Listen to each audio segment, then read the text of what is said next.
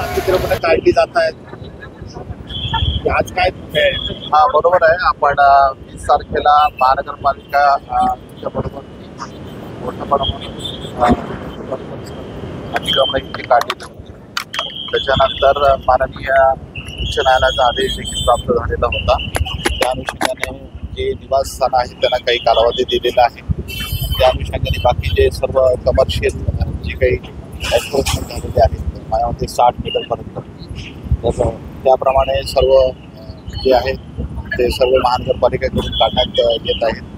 आणि छत्रपती संभाजीनगर पोलीस आयुक्तालयातील आमचे सर्व ACP त्याचबरोबर आमचे अधिकारी जवळपास 400 पोलीस अंमलदारांच्या या ठिकाणी RCPचे बंदोबस्त त्यांचा आहे. आणि आम्ही त्या अंतमध्ये जालना रोडचं संपूर्ण अतिक्रमण जे आहे ते महानगरपालिकांच्या अतिक्रमण विरोधी पथकाचे इंचार्ज आहेत त्यांच्या सगळेच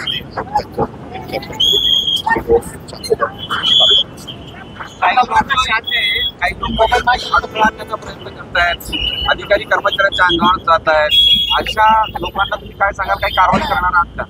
निश्चितच एका कालावधीनंतर त्यांना मुदत दिलेली होती आणि मुदतीनंतर देखील ते जर सरकारी कामात अडथळा जर आणत असतील तर त्यांच्यावरती कायदेशीर कारवाई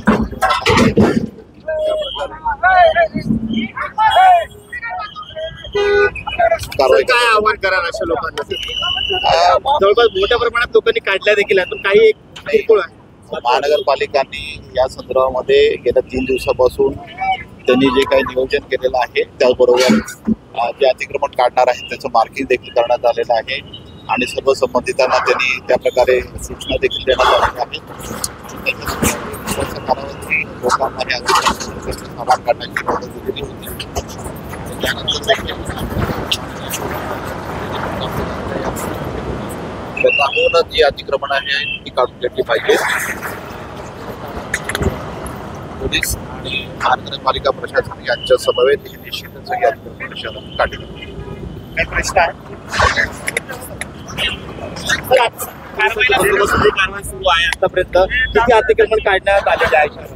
आतापर्यंत जी आपण कारवाईची सुरुवात केलेली आहे ती केम्ब्रिज चौकापासून EPI कॉर्नरपर्यंत आपली करण्याची आज नियोजन आहे. आणि त्या याच्यामध्ये नियोजनानुसार महानगरपालिकेचे 350 कर्मचारी या कारवाईसाठी उपस्थित होते. आणि सर्वात महत्त्वाचं म्हणजे पोलीस विभागाने अत्यंत चांगलं आम्हाला सहकार्य केलेलं आहे.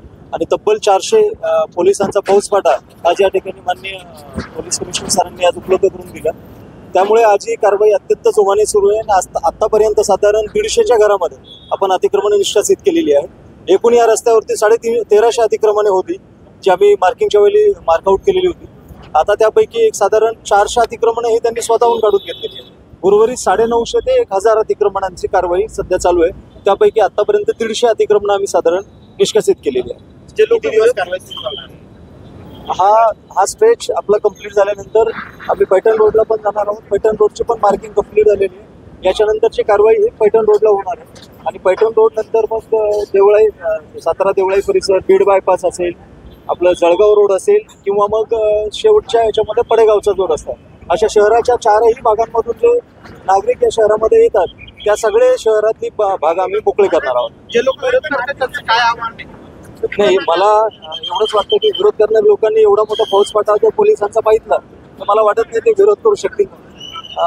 जर त्यांनी कारवाईमध्ये अडथळा आणण्याचा प्रयत्न केला तर निश्चितपणे त्यांच्यावरती महानगरपालिकेने FIR दाखल करावा असं उच्च न्यायालयाने निर्देश दिलेले आहेत. आणि त्याचबरोबर माननीय उच्च न्यायालयाने पण निर्देश दिले की ते स्वतः कोर्ट ऑफ कंटेम्प्टचा त्यांच्यावरती गुन्हा दाखल करतील.